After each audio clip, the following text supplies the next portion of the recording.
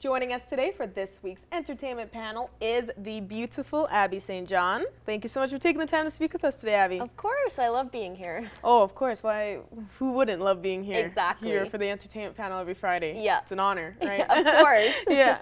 So some of the topics we got going on today, a little bit of disappointment, honestly. Yeah. Pretty much a lot of people are speaking about this, so you've probably seen many things online. People probably seen many things online, seen it, on a lot of news stories right now, even are covering it. But, Batgirl has been canceled. Warner Bros. Cancels release of it. Leslie Grace, that plays, the main girl, I feel so bad for her, honestly. And, she's got like Michael Keaton that's in it as well. And it's just crazy to know that this $90 million film is now just scrapped. Yeah, it is. And they could have easily, because it didn't test well, they're saying that it didn't test well in the initial screenings.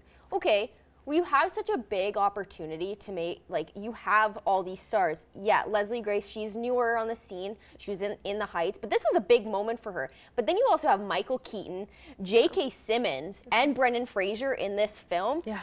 If I was Warner Bros., I don't know really how it's working or what this new CEO is thinking, but you give them a little extra money to improve on it and make it better, because it was very highly anticipated. A lot of fans have been so excited, and now they're in an uproar about it. They want it at least on a streaming service. The fact that they're not even doing that, I think, it's shocking. A missed opportunity, and they've been doing that a lot. The new CEO, David Zaslav, he's saying that he's still going along with the Flash movie, which I think is ridiculous in itself. Nuts. Just because of the fact that Ezra Miller is off the rails. He has multiple accusations of grooming minors, leading a cult, carries guns constantly, always is armed. So many articles on Ezra Miller, and how is he still continuing and the fact that they're still going forward with this movie is they're going to see that they're not going to make any money because no one's going to watch. But like you said, I feel so bad for Leslie Grace, because she was fantastic in The Heights. I think she's a fantastic actress.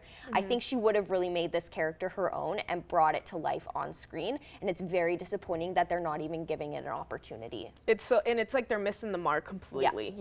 Marvel is just laughing at this point, because with DC, it's like all these, like you said, opportunities that they're missing out on. They're focusing on all the wrong projects in a way that it's like, no one wants this right now. And not only that representation to have on screen with Leslie Grace, there it goes, scrapped off. Right out the window. And I think that's going to be very detrimental. And chance to see Michael Keaton back as Batman, I mean, what? That's crazy. Everyone would just want to see that. If you're not into Batgirl or into the movie itself, just the fact that you get to see Michael Keaton as Batman again, I think.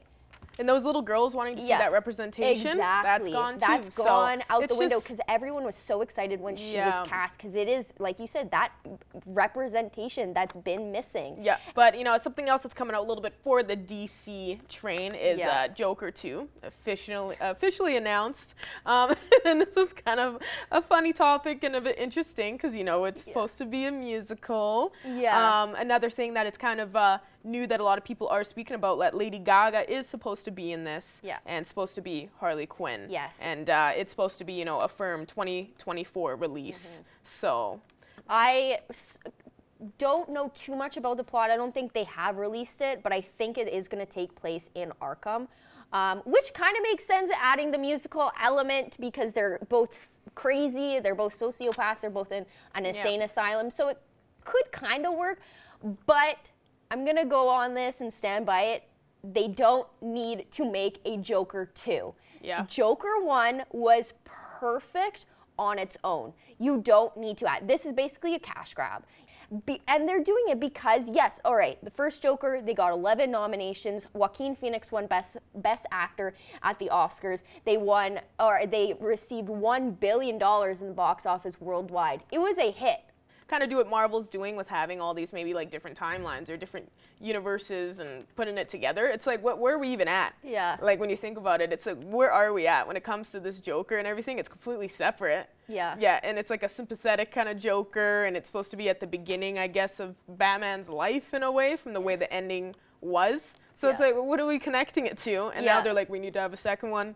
it's got to be a musical. And Yeah, Lady Gaga. because like, is this going to connect to the Batman? Like Robert That's what I'm Pattinson's saying. Batman? Is it going to Yeah. be its own thing? I Yeah. don't understand. That's what doesn't make sense. I don't get what they're trying to do. The whole internet I've seen not supporting it Yeah. because of the fact that they're not making good decisions. You know, Warner Bros. In general not making great decisions in their casting. You know, they kept Amber Heard for Aquaman 2. They're keeping Ezra Miller for The Flash.